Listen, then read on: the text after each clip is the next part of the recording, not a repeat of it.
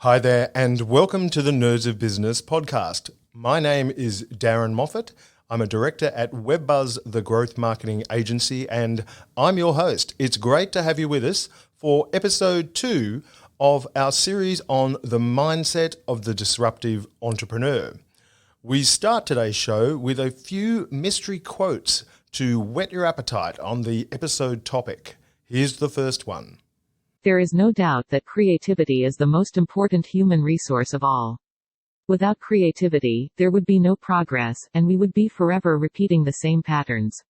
That's by the godfather of modern creativity, Edward de Bono. I first read one of his books in my early 20s, and I've been a passionate believer in the power of creativity ever since. See if you can guess who said these words. Creativity is just connecting things. When you asked creative people how they did something, they feel a little guilty because they didn't really do it, they just saw something.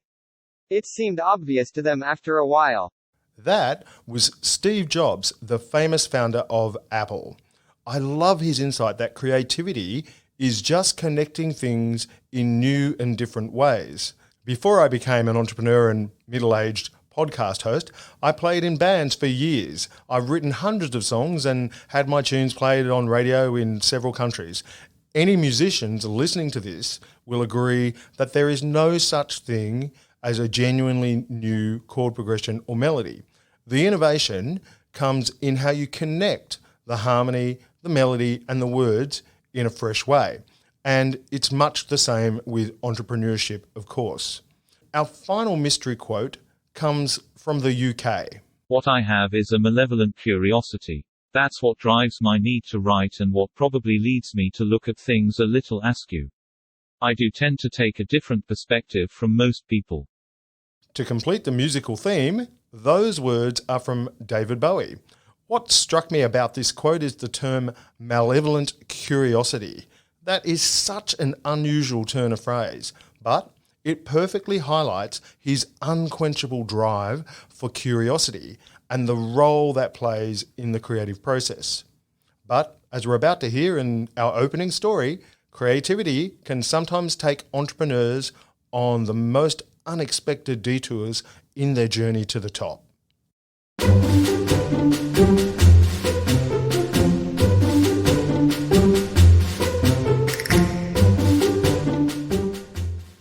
The year is 2008. A small startup called Airbnb is struggling to stay afloat. The founders Brian Chesky and Joe Gebler have recently created the company almost by accident as a way to profit from a sold-out convention in San Francisco. Their app allows people to rent out living space by offering inflatable air mattresses to guests wanting cheap accommodation. After nearly a year of trying to grow the startup, the young pair accumulate a $40,000 credit card debt. In an attempt to generate revenue and avoid financial peril, they seek to recreate the success of that initial conference. So, in August 2008, the pair set their sights on the Democratic National Convention, or DNC for short. It's the year of Barack Obama's rise, and that event, to be held in Denver, Colorado, is overattended by a factor of 4. The massive shortfall of accommodation in the city provides Airbnb with a golden opportunity. But whilst the convention does give the business a small lift, it lasts only a week or so. The founders are still broke, and by now they're desperate.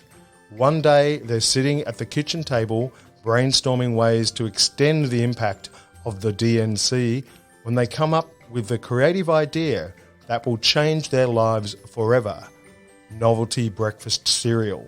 The pair create fictitious cereals based on the 2 presidential candidates of the time, Barack Obama and John McCain. They famously call them Obama O's and Cap'n McCain's. Chesky and Gebler, both talented design graduates, designed the box artwork themselves. They convinced a student at Berkeley to print 500 units of each box on the cheap and then assemble them by hand with a glue gun before filling them with a mix of Cheerios and Captain Crunch. In a dream PR move, the founders send samples to hundreds of tech bloggers. The hype begins to build, and before long, they get featured on a national television program. Demand for the novelty cereal explodes, and they end up selling 1,000 boxes priced at $40 each in just 24 hours. It's enough to pull them entirely out of debt and keeps the cash flowing at a crucial time. But more importantly, the story soon becomes a legendary tale of ingenuity within the Silicon Valley investor community. And it's the final bit of evidence in convincing the startup accelerator Y Combinator to invest in the company.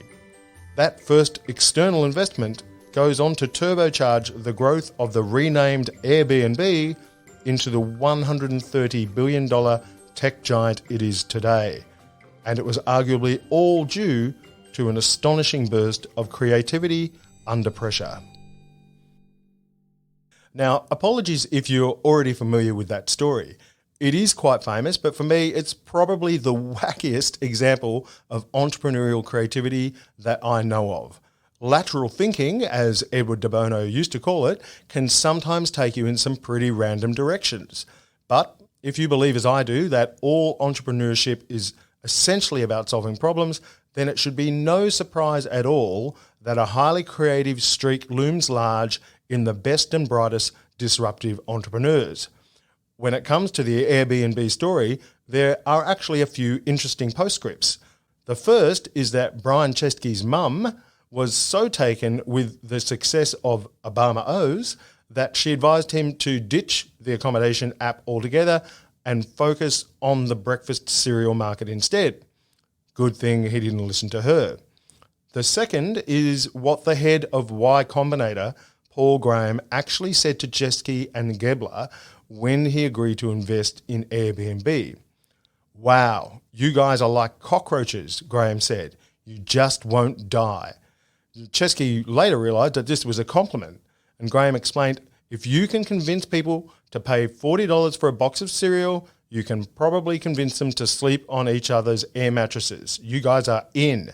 So this is a fascinating example of how creativity can also signal other attributes that investors prize in entrepreneurs, such as grit and determination. If you're running a business or preparing to launch a startup, what can you do to leverage your creativity to such an extent that you gain the competitive advantage everyone else wants?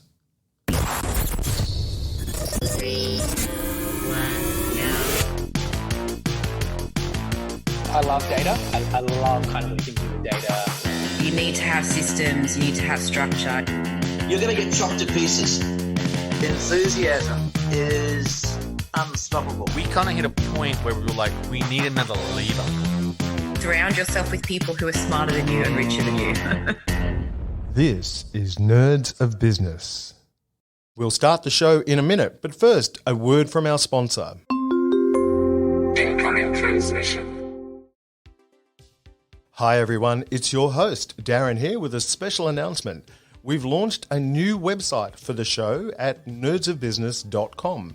You can find all the episodes, transcriptions and information on our guests at this new address. So come and take a look at nerdsofbusiness.com. And while you're there, sign up to our newsletter for early access to unreleased content and special offers that we'll be releasing real soon.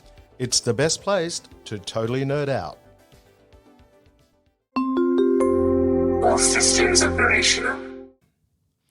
So the title of today's episode and the problem we're trying to solve is how to harness your creativity to disrupt markets and smash the competition. It's a huge show today and we've got some super creative guests to get you inspired. Up soon you'll hear from a business psychologist, a senior leader in the startup world and the founder of an online share market platform with $400 million under management. But first, here's just a quick reminder that if you're enjoying Nerds of Business, to please hit the subscribe button on your podcast player. It means you'll automatically receive each new episode every fortnight, and it makes it easier for us to stay in touch. Stephanie Thompson is a qualified psychologist and business coach based in Sydney, Australia, with over 25 years' experience helping executive leaders and entrepreneurs to optimize their mindset and performance.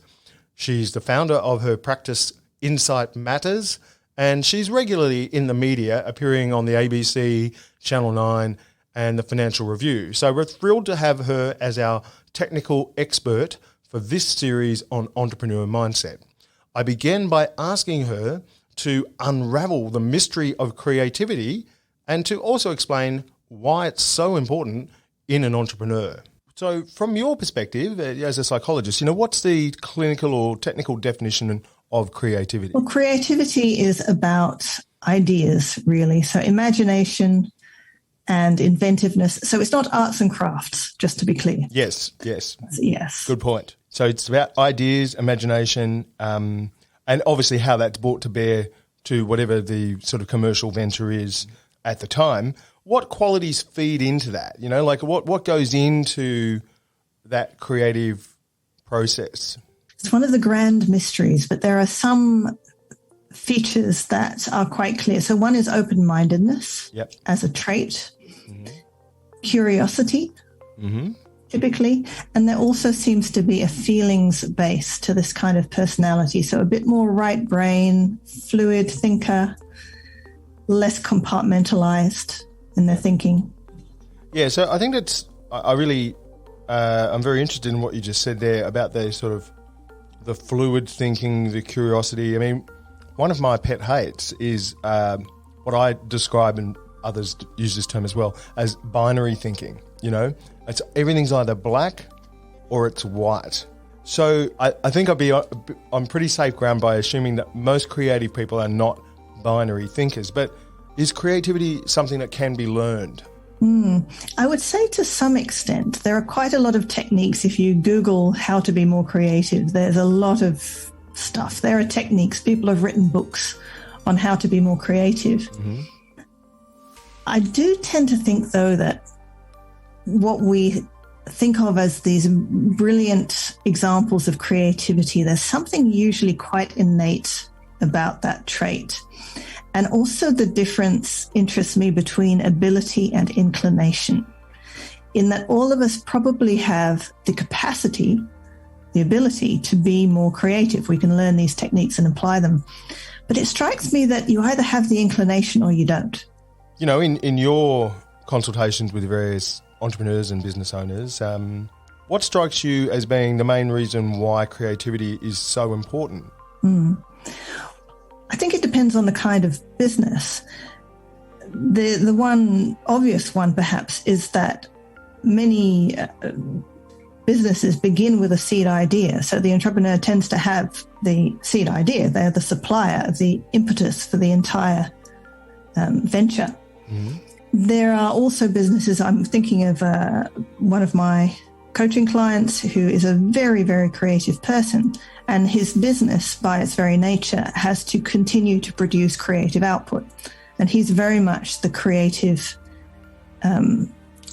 energy in the system still, as the owner of the business, but he's still really the creative driver. So it's everyday problem solving for his clients done very, very creatively. Yeah, fantastic. And I'm guessing, particularly those disruptive entrepreneurs that are taking on established players, really often with much larger balance sheets and more resources, that, having that really strong creative drive and that different way at coming at a problem must be the key to those entrepreneurs that are sort of really taking it up to the big players, yeah? It absolutely is, actually. Thinking of the same business, they have gone from a small entity, a very small entity when I first knew him, to now having these massive contracts, and they've beat out some serious competition. Right, yeah. Purely from just having very good, clear ideas about how to do things better. So that's the psychological perspective. But what does a seasoned venture capitalist have to say on the topic? Rachel Newman is the founder of Flying Fox Ventures, an early-stage venture firm for angel investors, based in Melbourne, Australia. Prior to that, she was the managing director of Eventbrite for Australia and New Zealand and the head of startups at Amazon Web Services, where she worked with literally thousands of entrepreneurs.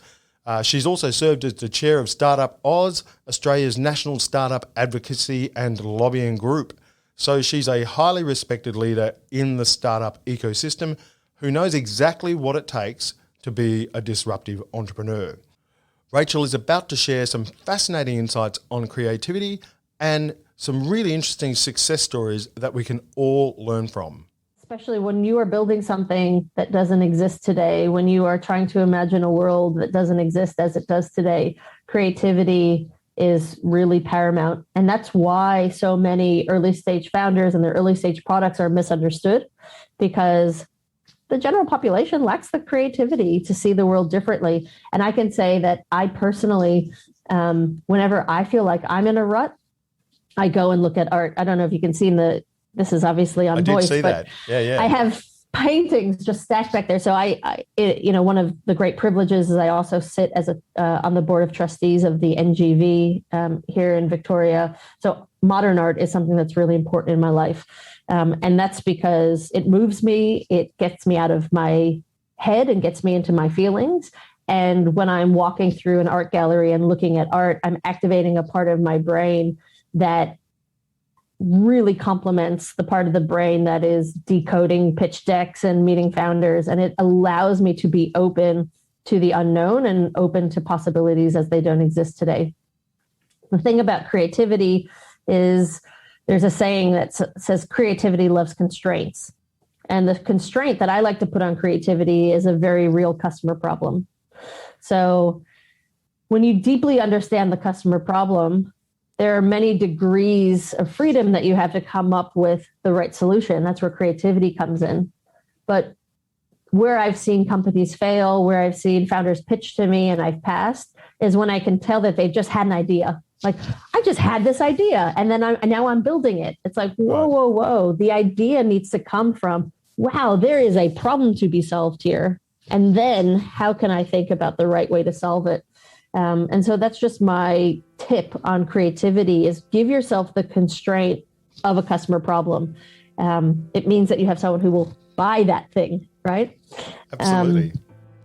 So even like the most innovative products, I think, when they talk about the iPhone, the iPod, it was people didn't know that they needed an iPod until it was there. But there was a problem. There was a problem, which was people are fanatical music lovers and they don't stand still and they want to bring their music with them. And the previous technology was clunky. It skipped. It had at max, 12 songs. I'm talking about a Discman and a Walkman for those younger listeners. And so the iPod obviously was a very innovative product, but it was still, solving a very real customer pain point. So always give your creativity a little bit of a constraint. It will make your thinking so much better. The other thing that I'll just say is I'm a huge believer in this feedback loop between customers telling you, giving you feedback and you iterating that to build your product. There's a really important thing that some people miss.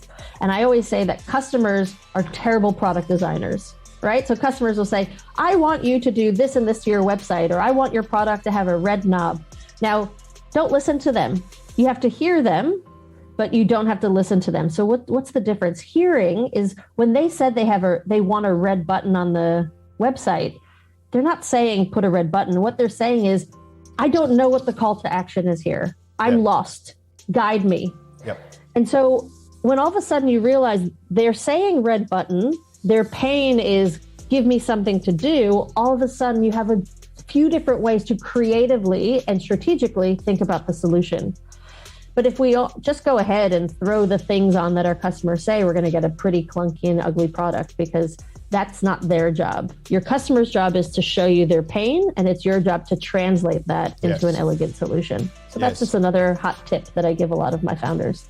Well, I really love that one. I mean, I played in bands for a lot of years and was a songwriter, and there's a little story I can share with you that the listeners might find interesting also. That notion of constraints on creativity.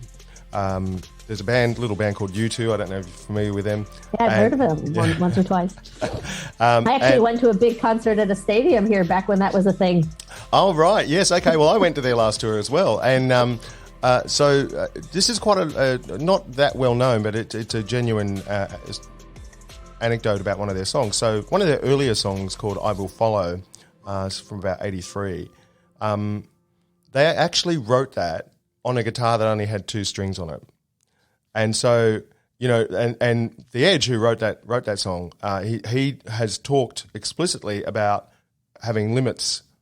Limits create new ways of doing things, which is essentially exactly what you're saying, right? So, so for any music fans out there, I Will Follow was written only because it had 2 strings on the guitar, and that's exactly what Rachel's saying, if I could put words into your mouth, about creativity. So that's amazing. Yeah, it's a good little anecdote. And listen, Darren, I mean, look at what the constraints that COVID has put on us as a society and as workers and parents and community members.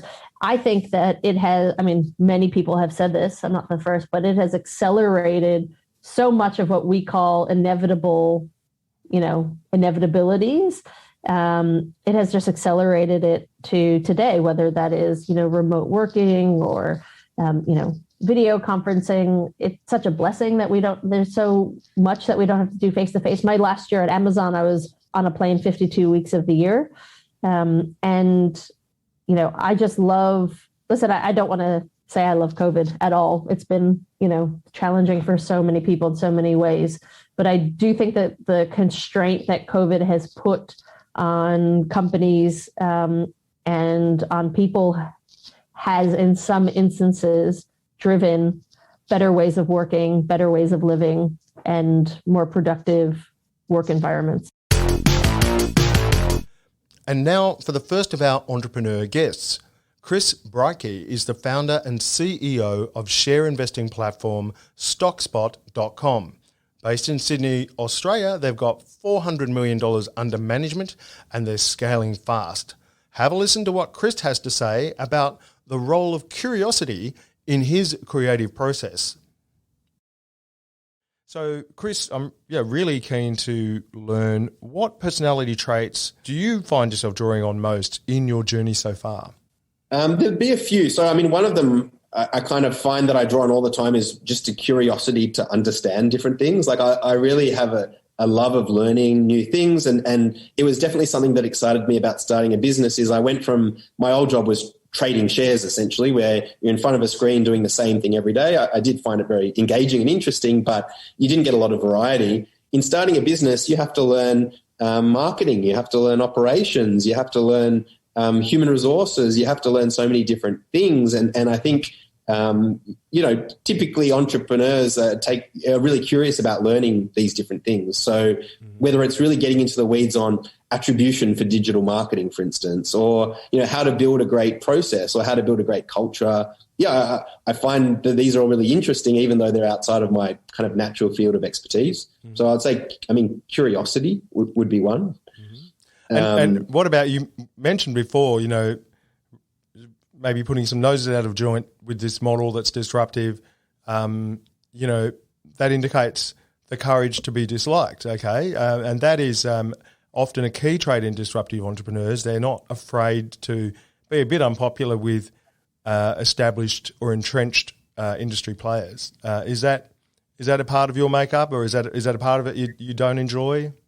Yeah, no, I do enjoy it. Like I think even like growing up as kids, like we were encouraged to kind of challenge the status quo or ask why, or not just accept things for what they are. And it's probably a characteristic of a lot of entrepreneurs is they're always asking why or why not. And in the early days of the business, I found I was doing that a lot. And even today I do. I remember when I was building the first version of our product, almost every vendor or supplier I talked to said we had to get wet signatures. And I was just saying, well, why? What year are we living in? Like 1950? Like, why do we need wet signatures to set up an investing account? That's absolutely nerdy. Oh, the nerdbot's gone again, Chris. She's very active today. Must be that purple jumper you've got on. It's something in the air. Now, wet signatures. Can you explain to us what that is? So yeah, a wet signature, Darren, is just a physical signature. So wet, I guess, is describing the ink from the pen, perhaps. Yeah. Rather than a digital signature. Yeah, rather than a digital signature. So I wanted to create a completely digital product. I just thought one of the biggest frictions to doing anything is if you have to send in paperwork and have to print out forms, and no one wants to do that in the years that we live in now.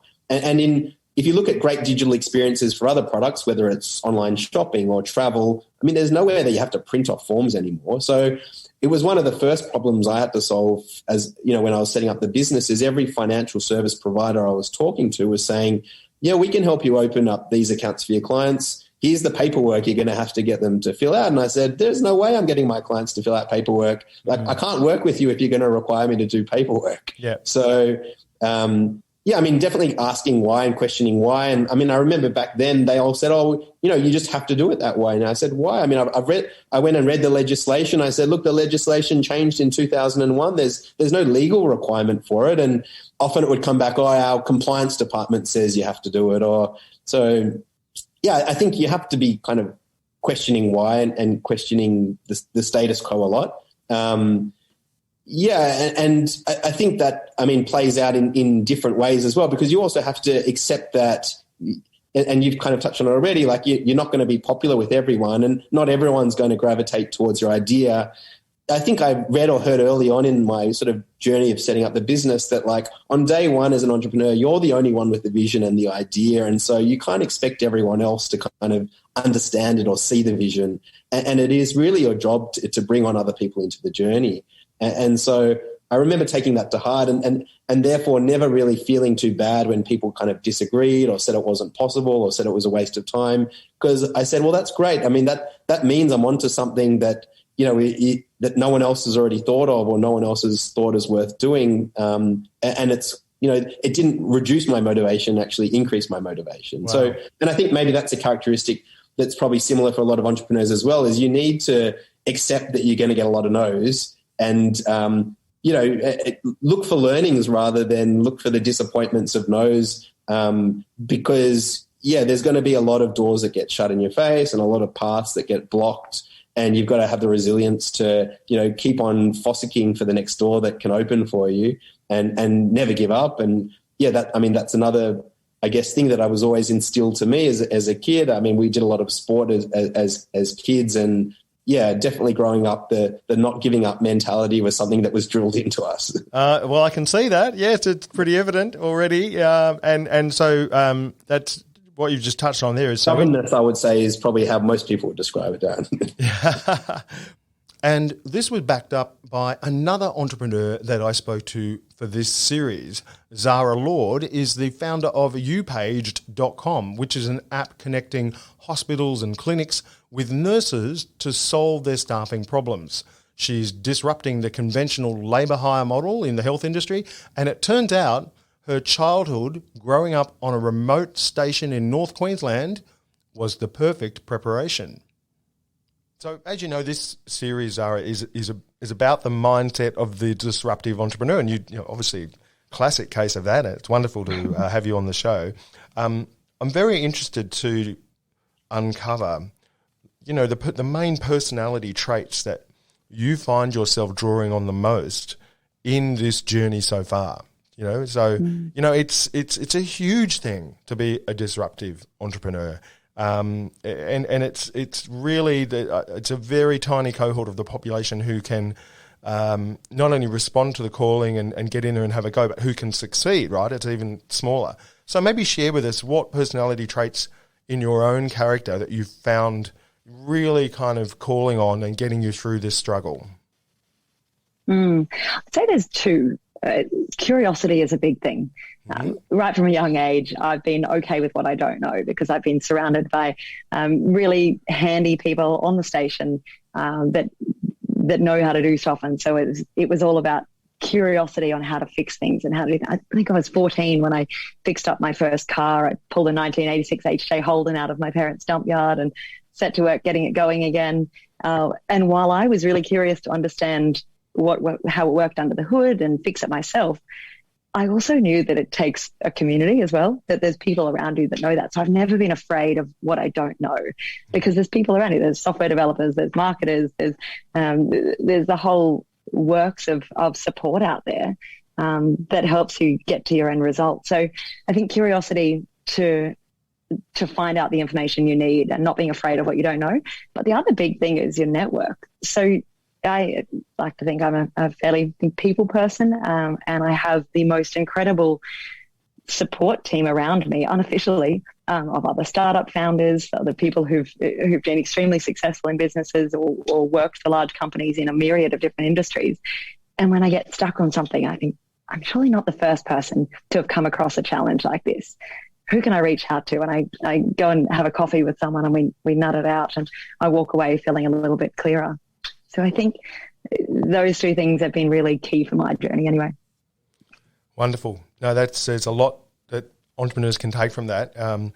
So to summarise, obviously curiosity is a big one, but the willingness to ask for help, to go and tap that network, that depth of knowledge that your community has. And I think, that's something that a lot of people are often quite reticent to do, but it's very important to get out there. I think it goes two ways though as well. I've found it a very generous environment to be in. I've had people from all levels of business, from really senior people that are happy to make an introduction or give me half an hour of their time to give me some advice. And I think it's been very generous. But then likewise, I've had plenty of other people reach out to me that are very early on their journey, and I naturally want to give back and share a bit of my journey if that helps someone else along theirs, or make that introduction. But I think you've also got to value that introduction. So if someone does make an introduction, honor it and really treat that relationship with respect, because you never know when you're going to need them again. I've found over the years that many business people don't identify as creative. It's something they struggle with or even feel threatened by. But according to business psychologist Stephanie Thompson, there are some powerful methods that anyone can learn to stimulate creativity. There's even a pretty wild technique called stream of consciousness talking. Check this out. I would say one thing is get off screens and go back to paper, pens, use your hands. Yep. Write, draw. That's one simple thing. Also, the asking of questions of one's self, and targeted questions that are problem-solving focused. So, for example, a very unconstructive question would be, why can't I think of something blah, blah? A constructive question asks, what could we do to X, Y, Z? And just leave that in the mechanism, because there's an interesting thing that happens. Sometimes we can't come up with ideas straight away. We need to let the computer, the mind, work on it for a while. And we're not necessarily aware of that process. An example of this that I like is, I don't know if it's ever happened to you, Darren, that you see somebody that you kind of recognize and you think, where do I know that guy from? Yep. I've seen him before somewhere. I just can't place him. And then you forget about it. 2 days later, you're brushing your teeth and it goes blink straight onto the mental screen. So, I know, he was the guy that was dating my friend so-and-so back in 19 whatever. That was him. So that gives away that if you ask a question of your mind clearly enough, it will work on it in the background for you. Nice. So I think it's a really nifty, there's no guarantees, but it's a really nifty creative technique to ask yourself constructive questions and then just leave your brain to process it. Yeah. And what about, that process where it can be any process, but where you distract yourself, your mind, away from the everyday. So, when someone's in the process of working, often these days that involves looking at a screen and doing, lots of sort of trivial and mundane tasks, whatever. You're in the process of working. You've got a bigger problem off to the left here that you're thinking about, you're trying to solve. What about, a lot of the entrepreneurs I've spoken with have said that they often have that breakthrough when their mind is distracted. when they're not in Yes. the work, they're in a almost like a trance-like or a slightly dreamlike state. Can you explain what's happening there with the brain? Because it has come up consistently. Yes, exactly. Well, that was going to be my next suggestion, actually. Yes, it's meditation or variations on that theme. Okay. So it's like having a blank sheet of paper, but it's the mental blank sheet of paper. Yeah. So you go back to a clean slate and removing all of those distracting thoughts and really calming the entire nervous system down so that the brain can then hum at its optimum functioning setting. And it tends to throw out these ideas from this baseline of peace and clarity. Yeah. Yeah, I love it. No, I've noticed that's happened many times myself over the years. Sorry, you were going to make another point there. No, I was going to give you another suggestion. I'm getting excited now. I've got another idea for you. Go. And which is a bit opposite to that, actually. So meditation is a wonderful process. But another one I rather like is stream of consciousness talking, which is a little strange. Nerdy. That's very nerdy, Stephanie. Yes, you've awakened the nerd bot there. Stream of consciousness talking. Is that right? Like, yes, please explain that to us. Yes, I feel slightly afraid now. But yes. So you might want to do this privately. Do it in the car. People will think you're on your phone. Or maybe when you're walking the dog down a quiet street. And it's just to speak the contents of your mind. Just let it flow. And it sounds a bit ridiculous, but it's really, really interesting sometimes what emerges from that. So you're talking to yourself on purpose. And whatever is in your mind, you're verbalizing whatever it is. Yes. Okay. Whatever it is, and just let it flow. Wow. Okay. I'll give that a go. That must be a pretty odd feeling the first time you try that. Yeah, because it's sort of people have sort of lots of mundane kind of everyday thoughts. Getting a bit hungry, feel like a coffee. Got to put the rubbish out. Okay. Have you had any clients like do that in your office? Like, have you listened to other people do that? Well, no, I haven't. No, it's something best done without an audience, actually, I would say. And if it feels odd, that's a good thing. If it doesn't feel odd at all, that might be not such a good thing. Yeah. In general, obviously, I get to hear people's inner talk, their self-talk a lot, but usually in a more a particular way where we're looking for a particular piece of inner self-talk. Yes. But this is an exercise that is just, it's like improvised movement, but it's just verbal.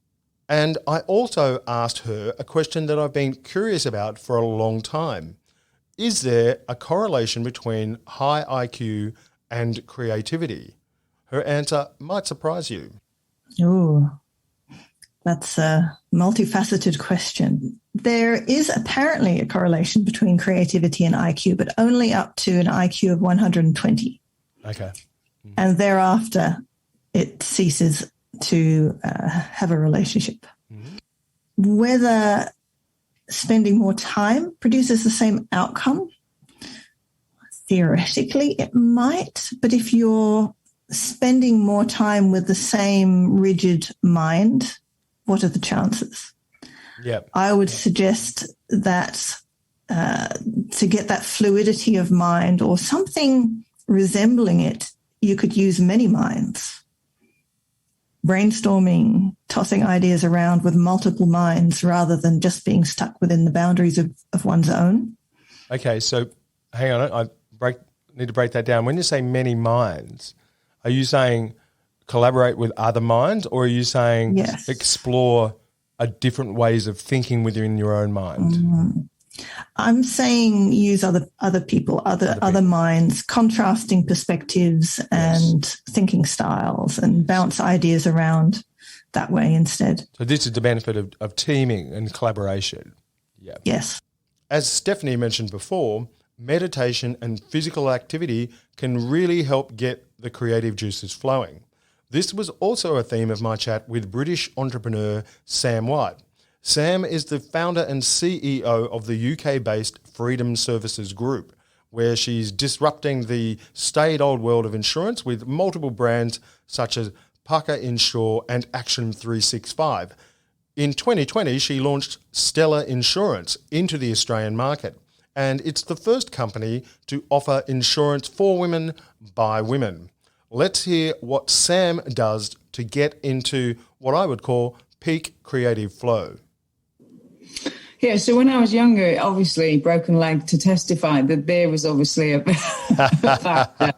I've changed as I've got older quite a bit. I've gone from being a night owl to more of a morning person. Mm-hmm. And I've also picked up various different habits along the way. So I am that annoying person that exercises every day because I can't function if I don't. I think it's really important. It doesn't really matter what it is. You know, if I'm particularly tired, it might just be a 20-minute sort of brisk uphill walk just to get the blood pumping. Yep. But I exercise 5, 6, 7 times a week because it's good. It's good for me. It's good for my mind. I've also just started meditating, so I've been doing that for a couple of months, and I've been enjoying that. And I found that really does help with my routine. I make sure I get a good night's sleep. I sound so geriatric now. Young Sam will be really annoyed with me at this point. You know, I can't stress enough how important it is to take care of yourself if you're going to put yourself under a lot of duress. And if you don't, you just won't get to where you need to get to. But I think the most important thing for me, and I've always done this, is actually giving myself space. So some entrepreneurs think that if they're not doing 16 hours a day, then they're wimping out. And, you know, it's this machoism, I hate to say, but that, you know, the more hours you put in, the more productive you are. And it's just not true. I went traveling around the world for a year when I'd had my business for 4 or 5 years, left the team in charge and used to phone them from the beach in Thailand. Like, how you doing? How you getting on? How's it going? And everything was fine. The business was absolutely fine. And when I got back, I doubled the business in the year that I got back because I'd changed, I'd evolved, my brain was working in a different way. And now, you know, I've got kids. I make sure that I carve out time to spend with them, and I put it in my diary. I'm very kind of managed with my diary to make sure that I've got that time to exercise, to get my head straight, to spend time with people that I love. And I just think it's so important because if you allow your brain, I actually read somewhere that the brain is incapable of connecting the dots without being bored. So what happens is we get sort of sparks of different ideas. And you know how people always say in the shower, this idea comes to them, or they're on the treadmill and yes, of course, I need to do this, that, and the other. And apparently that's because all these clusters of neurons need you not to be focusing on a particular task in order for them to naturally kind of lock together themselves. And so if you don't give yourself that time where you're not actually in something and focused on it, your brain can't do the heavy lifting for you. That's nerdy. Well, that was, I've got to pay some kudos there, Sam, because that's the first time I've had a guest use the phrase cluster of neurons on the show. And I just love that, right? But I mean, there was so much about that answer that I loved. So the problem we set out to solve in this episode was how to harness your creativity to disrupt markets and smash the competition. Our mindset expert, Stephanie Thompson, revealed the psychological theory behind creativity, and our startup guru, Rachel Newman, explained why it's so important in a founder. And we've also heard some fascinating real-life stories from our entrepreneur guests, Sam White at Stellar Insurance, Chris Breike from StockSpot, and Zara Lord from UPaged. I hope their wisdom and insights have given you ideas to crack the code to growth in your own business. For me, however, there are 3 key learnings we can all take from this episode. Number 1, curiosity is essential for creativity.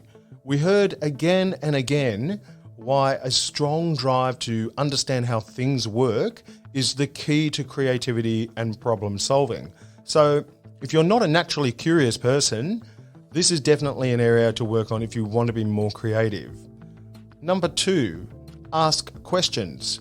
As Stephanie said, the simple process of asking yourself questions can act as a kind of stimulant for curiosity and to kickstart the creative process. Number 3, explore constraints as a powerful method to generate creative solutions. As we heard in my chat with Rachel Newman and in the U2 story of their song I Will Follow, sometimes the best ideas come from doing more with less.